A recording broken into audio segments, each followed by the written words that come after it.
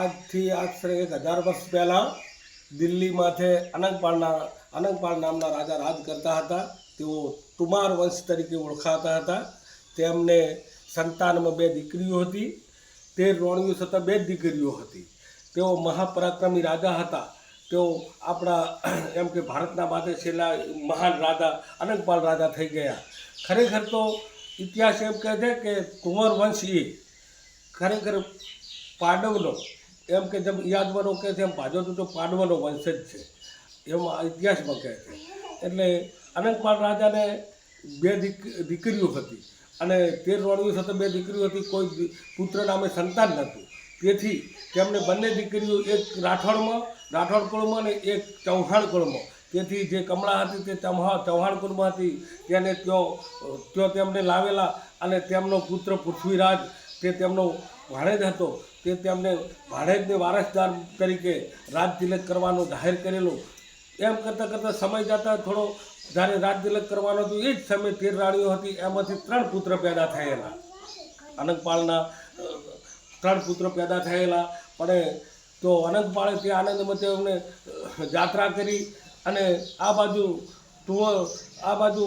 પૃથ્વીરાજ ચૌહાણ અને તેના જે હતા તેમને પણ તેને રાજ તિલક કરેલો. તેથી તેમને કોઈ બી ગમે એ રીતે કરીને આ કુંવરે રાજી ખુશીથી પૃથ્વીરાજને દિલ્હીના વારસદાર બનાવીને તેમણે દિલ્હી છોડેલી. અને દિલ્હી છોડીને તેઓ આગળ એમ કે નરાણા જેવું ગામ કહેવામાં આવે છે ત્યાં જઈને તેમને નાના મોટી રાજધાની બનાવેલી.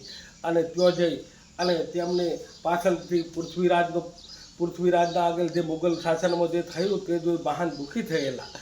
આ દુઃખી થયેલા તે સમય જતા જે 3 હતા તેમાંથી રણસિંહ રાજા થયેલા.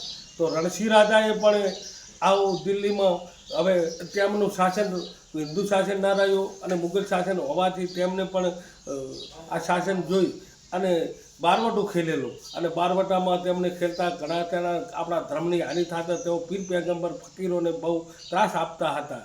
તે ત્રાસને માટે જોઈ અને ફકીરોનો અને એક બાજુ મુગલ શાસનમાં પણ આપણા ઋષિમુનિઓને ત્રાસ આપવામાં આવી રહેલો હતો.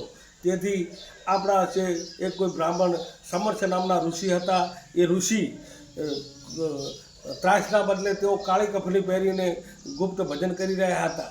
તો રણસિંહ રાજાને તેમને મિલન થયું. તો રણસિંહ રાજાને એમ થયું કે આ કોઈ મુસલમાની પીર પેગમ્બર ફકીર છે. તો તેમને રણસિંહ રાજાએ તેમને ત્રાસ આપ્યો.